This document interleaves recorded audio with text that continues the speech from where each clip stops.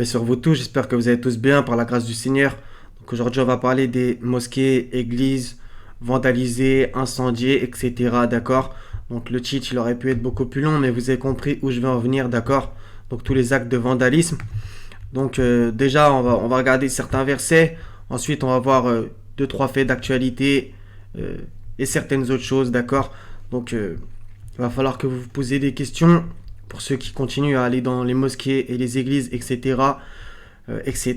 D'accord. Donc, A'udhu billahi minash shaitanir rajim, bismillah. Ceux qui ont édifié une mosquée pour en faire, entre parenthèses, un mobile de rivalité, d'impiété et de division entre les croyants, qui la préparent pour celui qui auparavant avait combattu Allah et son envoyé et jure en disant: nous ne voulions que le bien. Allah atteste qu'ils mentent. Donc c'est sourate 9, versets 107 à 110, je ne l'ai pas dit. Donc ça, c'est ce que je pense que sont actuellement les mosquées. Ce sont ce genre de mosquées. Ne te tiens jamais dans, entre parenthèses, cette mosquée, car une mosquée fondée dès le premier jour sur la piété est plus digne que tu t'y tiennes debout. On y trouve des gens qui aiment bien se purifier et Allah aime ceux qui se purifient. Lequel est le plus méritant? Est-ce celui qui a fondé son édifice sur la piété et l'agrément d'Allah, ou bien celui qui a placé les assises de sa construction sur le bord d'une falaise croulante et qui croula avec lui dans le feu de l'enfer? Et Allah ne guide pas les gens injustes. J'aime beaucoup cette parabole. La construction qu'ils ont édifiée sera toujours une source de doute dans leur cœur, jusqu'à ce que leur cœur se déchire, et Allah est omniscient et sage. Donc pour moi, c'est les mosquées qu'on a par exemple sur le territoire français, etc., tombent sous le coup de ces versets, d'accord? Puisque voilà, ils ne parlent très rarement de la parole du Seigneur, mais principalement des hadiths. Donc la fausse sunna qu'on attribue à Mohammed, ses faits et gestes, etc., d'accord? Et la parole de Dieu du Coran, ils n'en parlent que très peu, d'accord? Sans compter le fait que ils sont bons qu'à faire des cagnottes, des dons, fisabilillah, faites un don pour la mosquée, etc., etc. D'accord? Donc il y a un énorme problème. Sans compter le fait que voilà, tout ça c'est pour appâter les gens, on va dire sunnites qui vivent dans le monde et pour leur dire, vous voyez, en France il y a des mosquées, donc venez habiter en France. On l'a bien compris, c'est pour l'assimilation, etc. Et surtout pour le projet de guerre civile qu'ils ont en souterrain, en sous-marin, pour ce pays, bien entendu. Mais Allah est le meilleur en stratagème. D'accord? Donc, les mosquées, si vous pensez que c'est pour votre bien-être, etc., c'est surtout pour vous faire rester ici, sur le territoire français, ou alors vous faire venir pour ceux qui sont à l'étranger, et vous faire croire que, voilà, vous avez la liberté de culte, blablabla, blablabla, etc., dans ce pays laïque, etc., qui a tout fait pour détruire le christianisme.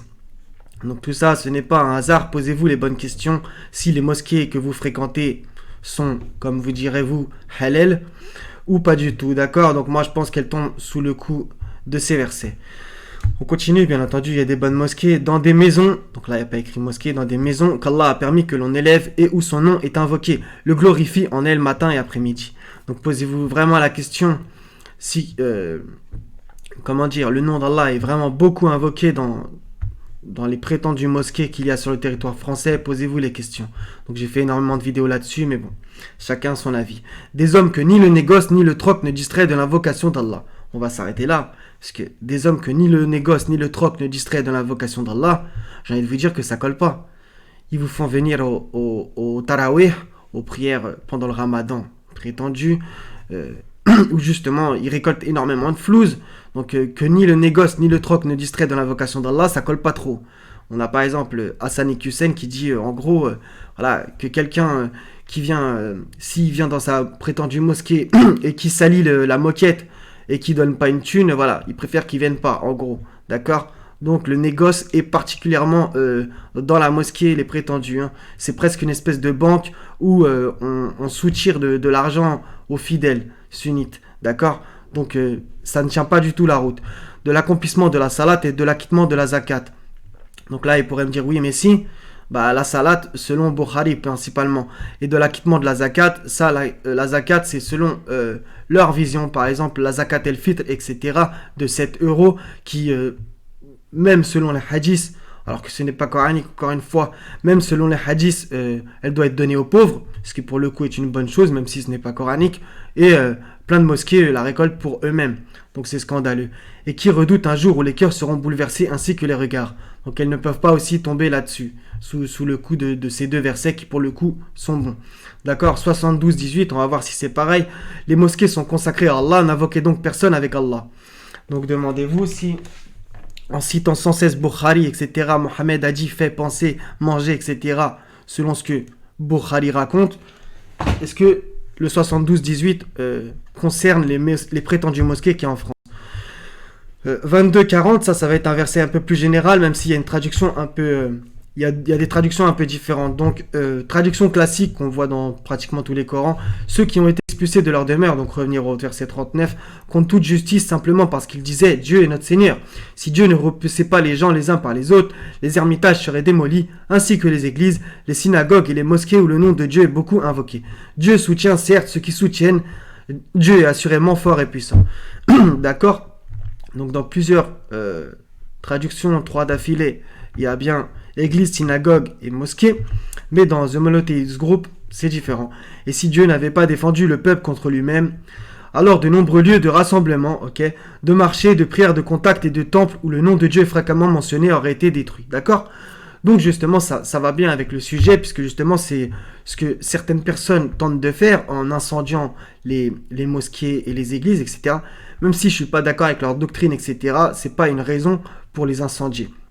D'accord? Maintenant, posez-vous la question de pourquoi, on va dire, par la permission d'Allah, tout ça se passe. D'accord? Parce que rien n'arrive sans la permission du Seigneur. Bien qu'il n'agrée pas certaines choses.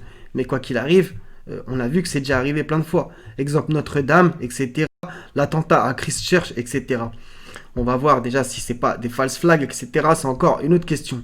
Mais demandez-vous pourquoi Dieu, voilà, il peut permettre de faire ça. D'accord? Parce que si Dieu veut, il foudroie la personne qui veut faire un incendie. Hein, et c'est fini. Hein. Donc voilà. Donc je pense que c'est ultra important de se poser les questions. Moi, je ne vais pas spécialement dire mon interprétation, bien que j'ai la mienne, bien entendu. Mais c'est plutôt pour vous faire méditer et vous questionner, quoi, vous voyez. Donc voilà. Donc bien entendu, moi, j'incite personne à détruire les lieux de temple, etc. Voilà. C'est pas bon du tout, ok? Église, synagogue et mosquée, d'accord? Pour ce qui est des temples d'associateurs, c'est encore un autre sujet, d'accord? Donc maintenant, après avoir lu les versets coraniques, on va aller 2 secondes dans l'évangile Matthieu 16, 18. Et moi, je te dis que tu es Pierre, donc ça c'est Jésus qui parle, et que sur cette pierre, je bâtirai mon église, d'accord? Et que les portes du séjour des morts ne prévaudront point contre elle. Donc, posez-vous la question, si là, et que sur cette pierre, je bâtirai mon église, Jésus parlait d'un lieu, d'un bâtiment. Posez-vous la question, d'accord? Parce que Jésus parlait bien entendu en parabole. Donc c'est le mot ecclésia, qui a donné ecclésiastique, etc. Donc première définition, église de Jésus-Christ, qui de tout temps décrit l'ensemble de ceux qui sont en Jésus-Christ. Je pense que c'est ça la vraie bonne définition. 2, église assemblée. Je dis pas que les chrétiens ne doivent pas avoir des lieux de culte, des temples. Néanmoins, est-ce que vous respectez la parole de Jésus? Ça se discute. 3. L'église biblique est une assemblée de ceux qui ont répondu à l'appel du Seigneur et qui se trouvent en étroite communion fraternelle. Puisque le mot ecclésia n'apparaît que 2 fois dans l'évangile, que dans Matthieu 16, 18 et 18, 17. Donc on va le lire. S'il refuse de les écouter, dis-le à l'église, ecclésia. Et s'il refuse aussi d'écouter l'église, ecclésia, qu'il soit pour toi comme un païen et un publicain. D'accord? Donc bien entendu, revenir au contexte, si vous voulez, on y va 2 secondes. 18, 17. Donc voilà, c'est à propos du frère, s'il a péché, etc. etc. Donc posez-vous les bonnes questions, les chrétiens. Et surtout, demandez-vous si vos bâtiments sont réellement conformes à ce que voulait Jésus. D'accord? Et donc du coup, à ce que veut Dieu aussi, par la même occasion. Donc, les églises victimes d'un inquiétant vandalisme, etc. Donc là, en fait, je suis sur le site Le Figaro et ils demandent de payer pour voir la suite. Par contre, quand j'ai tapé sur Google, j'ai vu une partie de l'article, il y avait écrit qu'il y avait 3 actes de vandalisme d'église par jour. C'est quand même énorme, d'accord? Donc au passage, le chiffre 3, bon, on va pas s'étendre là-dessus. Donc c'est quand même énorme, d'accord? Donc ça fait des centaines par an. C'est quand même violent. Donc profanation des lieux de culte chrétien. Donc ça date de quand même quelques temps aussi. Donc c'est un monsieur justement qui s'indigne. 1063 faits antichrétiens ont été enregistrés en 2018 contre 1038 en 2017, etc. D'accord? Donc 872 d'entre eux ont été vandalisés. Contre 72 pour les musulmans et 28 pour les juifs. D'accord? Donc il y en a bien plus des lieux chrétiens. Bon, après c'est un peu normal parce qu'il y a bien entendu plus de lieux chrétiens, etc. que musulmans et juifs. D'accord, donc ce monsieur s'insurgeait et je pense qu'il a tout à fait raison. Donc maintenant, on va passer à certains faits. Donc attentat de Christchurch, donc tout le monde a entendu parler, le 15 mars 2019, etc., etc.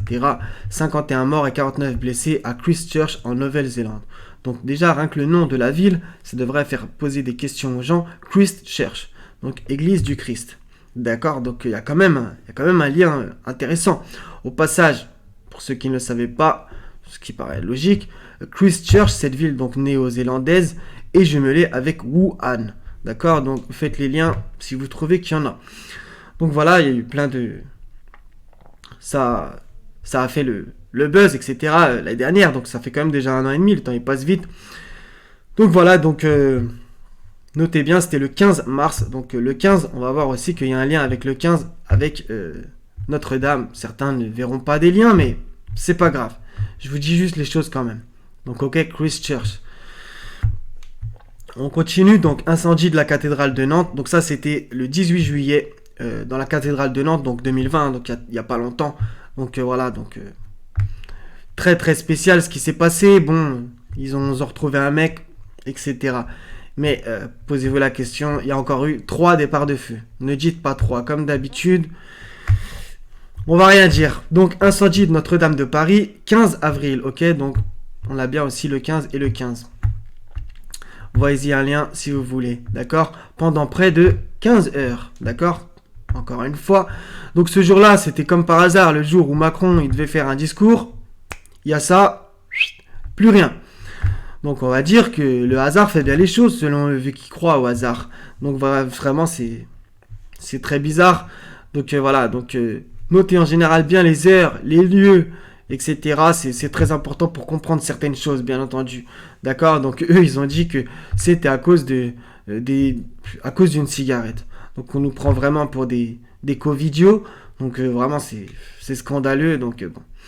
Donc je voudrais quand même en placer une pour Notre-Dame, avec toutes ces gargouilles, etc., qui a coûté un pognon monstre pendant toute sa construction, ses rénovations, etc., etc. Donc ça aussi, c'est vraiment scandaleux. On va le voir juste à la fin. D'accord. Et comme par hasard, le même jour, donc 15 avril 2019, là, il y a écrit 7h58, donc PM, bah, il y a eu... celle qu'on appelle la mosquée El-Aqsa à Jérusalem aussi, qui a eu un incendie, d'accord. Donc je pense que vous êtes tous au courant. Donc bon, encore une fois, le hasard fait bien les choses, d'accord. Donc regardez bien qui s'est réjoui de ce qui s'est passé. Je vous le donne en mille, etc., etc. Demandez-vous si ce sont des chrétiens qui incendient les lieux musulmans et des musulmans qui incendient les lieux chrétiens. Je dis pas que ça n'arrive pas, mais je dis que on reconnaît un arbre à ses fruits, d'accord. Les satanistes, etc., tous ces gens-là, ils détestent réellement, d'accord. Donc, posez-vous les bonnes questions, c'est justement pour qu'on se fasse la guerre entre chrétiens et musulmans, bon, sunnites, bref, vous m'avez compris, on va pas parler mandarin, d'accord. Donc, encore, à Notre-Dame, il y a eu un élément très intéressant, très important qui s'est passé, c'est le 11 avril. Donc, regardez, le 11 avril, en fait, il y a eu... 16 statues d'apôtres qui ont été en fait retirées de Notre-Dame de Paris le 11 avril, d'accord. Et comme par hasard, le 15, il y a un incendie. Ça aussi, ça pue quand même, d'accord. Donc justement, vous voyez, voilà, les statues bientôt rénovées, ça c'était mis à jour le 11/6/2020, mais en fait c'était publié le 11/4/2019, d'accord. Donc c'est vraiment très très étonnant, hein, pour pas dire... plus que voilà, 16 statues ont été enlevées juste avant l'incendie. D'accord. Donc au passage, j'ai vu entre 100 et 120 millions d'euros pour chaque statue. C'est quand même littéralement scandaleux. Ça fait plus d'1 milliard et quelques. Ça frôle les 2 milliards. C'est pas scandaleux. Alors qu'il y a des gens qui dorment dehors, etc. Et ça, je passe un petit message aux chrétiens.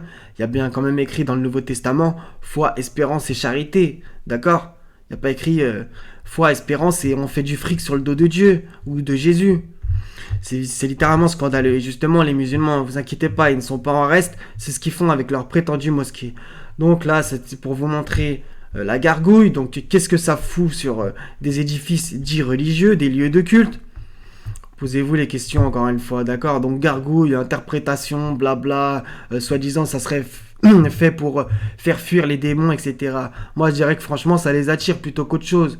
C'est quoi ce délire? C'est quoi ce délire?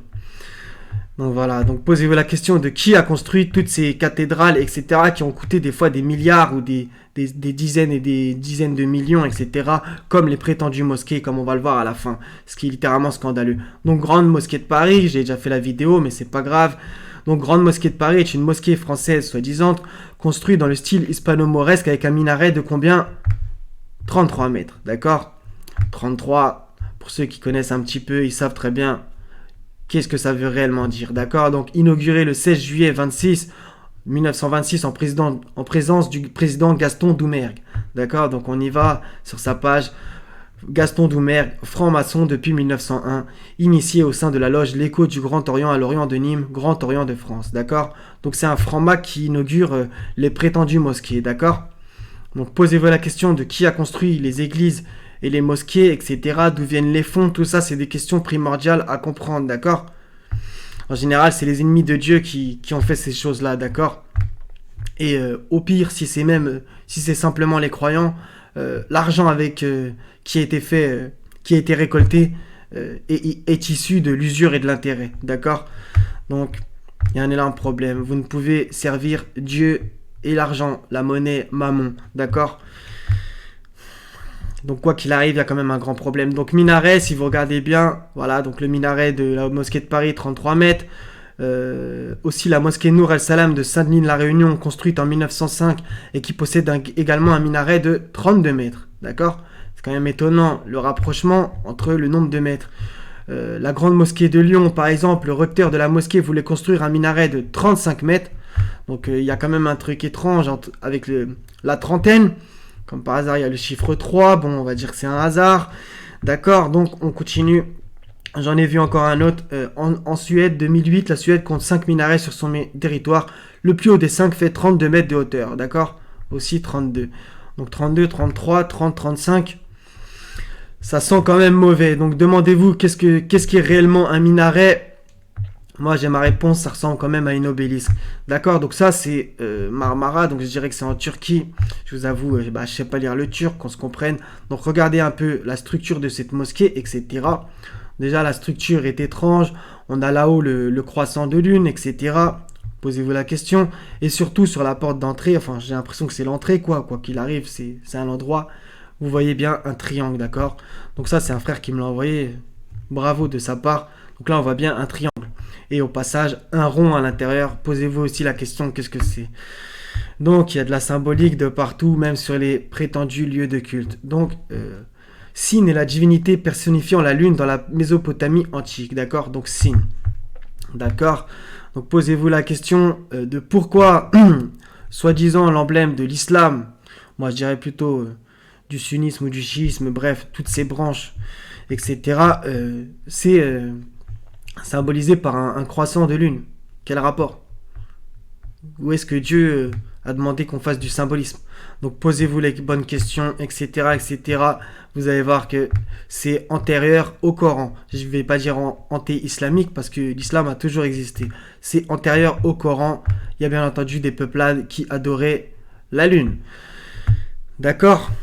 Donc ça aussi, j'ai déjà fait des vidéos là-dessus. Donc voilà, le croissant lunaire présent de partout, etc., etc.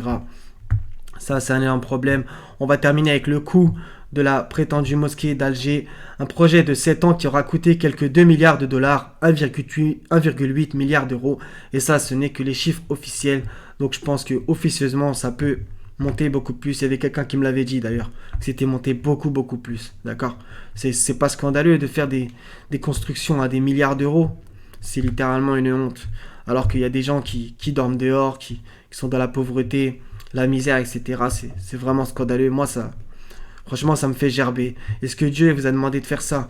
Et donc, je vais en placer une pour les sunnites, on va dire. Puisque dans les hadiths, pas forcément dans Bukhari, vous trouverez toutes ces choses-là. Voilà, je me répète sans cesse pour les gens qui regardent mes vidéos.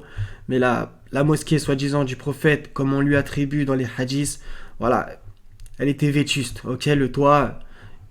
c'était pas un bon toit, d'accord. Quand il pleuvait, l'eau elle passait entre le toit.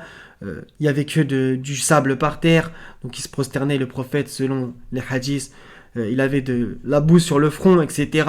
Alors que maintenant, voilà, il leur faut des tapis à je sais pas combien, ils les changent régulièrement, etc. Je veux bien qu'il y en ait qui puent des pieds, désolé pour la blague, mais voilà. Pourquoi là vous appliquez plus la prétendue sunna? Pourquoi là vous mettez pas du sable sur le sol? D'accord? Vous allez me dire oui, mais nous on est en France, on n'est pas en Arabie. D'accord, faites comme vous voulez. C'est sans cesse la contradiction. On applique la sunna quand ça nous arrange et quand il faut mettre sa chaussure du pied droit en premier. Mais quand ça devient un peu plus compliqué, là il y a beaucoup moins de gens. D'accord? Donc voilà, c'est littéralement une honte. Posez-vous la question si Allah il est satisfait de ça, de tous ces milliards dépensés alors que des gens crèvent la faim. Et au passage, posez-vous aussi la question, vu que vous parlez sans cesse de lui et d'une manière biaisée du prophète Mohammed, posez-vous la question si lui il aurait fait pareil et s'il serait satisfait de vous aussi. D'accord? Car Allah va voir votre œuvre ainsi que son messager. Posez-vous la question et demandez-vous quand Mohammed sera témoin pour ou contre les gens, s'il sera pour ou contre vous. D'accord? Donc, les chrétiens ne sont pas en reste. Donc ça, c'est sur le site La Croix. Un site... bref, j'ai même pas envie de m'exprimer. Haute de la Roumanie inaugure la plus grande cathédrale orthodoxe du monde, haute de 120 mètres. Cette cathédrale, encore largement inachevée, a déjà coûté plus de 100 millions d'euros. D'accord? Et on voit un peu plus loin... purée. Plus de 100 millions d'euros ont déjà été engloutis, c'est bien le mot, par la construction de ce complexe et le coût final pourrait dépasser 400 millions d'euros selon plusieurs ONG. Voilà. Donc c'est littéralement une honte. Donc voilà, j'avais trouvé aussi que les cathédrales les plus chères, etc. du monde, j'avais trouvé des prix faramineux. Vraiment, je crois que c'était même plusieurs milliards, etc. Vraiment à gerber, d'accord? Donc les chrétiens remettaient l'église au centre du village, mais une église pure, d'accord? Pas remplie de bizarreries, voilà, avec des idoles, etc. Ou faire des prières à Marie, etc. Et les musulmans, vous inquiétez pas, ils font pareil, les sunnites pour beaucoup, ils disent que la paix soit sur toi au prophète dans leurs prières. Donc eux aussi, des fois, ils invoquent Mohammed quand ils chutent, etc. Ils disent... Mohammedan Rasulullah, voilà, Mohammed est le messager d'Allah, quand il trébuche, etc., quand il cherche quelque chose, ils disent La ilaha illallah, Mohammedan Rasulullah, quand ils se souviennent plus, c'est-à-dire qu'ils mettent un nom humain à côté de Dieu, etc. Donc l'association, etc., elle est en masse de partout, donc posez-vous la question de pourquoi il y a des incendies, des têtes de porc qui tombent dans les mosquées, des false flags, des attentats, etc. Posez-vous la question aussi. Allah, il protège. Dieu, il protège. Donc posez-vous la question. Tu ne te feras point d'image taillée, etc. Tu ne te prosterneras pas devant de faux dieux. Même les 10 commandements, ils ne sont pas respectés. Donc voilà. Donc je pense que c'est un énorme problème, comme vous l'avez vu. Donc posez-vous la bonne question. Est-ce que ce sont réellement des mosquées ou pour les chrétiens qui sont venus ici, si ça vous intéresse, est-ce que ce sont réellement des églises? Est-ce qu'on y prêche réellement la parole du Seigneur? Ou alors on prêche une partie du livre, des versets qui nous arrangent, une image de Jésus faussée, une image de Mohammed faussée? Posez-vous les bonnes questions. Voilà. Donc est-ce que c'est le maire qui doit fermer la maison de Dieu, comme vous dites? D'accord? Est-ce que c'est le maire qui a la clé normalement, ou alors qui délivre le permis de construction? Donc posez-vous les bonnes questions. J'espère que ça vous aura intéressé, les frères et sœurs. Je vous aime tous pour la face du Seigneur. Wassalamun ala al-mursalin walhamdulillahi rabbil alamin, la ilaha illa huwa al-aziz al-hakim. Wassalamu alaikum wa rahmatullahi wa barakatuh, mes frères et sœurs. À la prochaine, Inch'Allah ta'ala. Paix sur vous les chrétiens si vous êtes restés jusqu'au bout.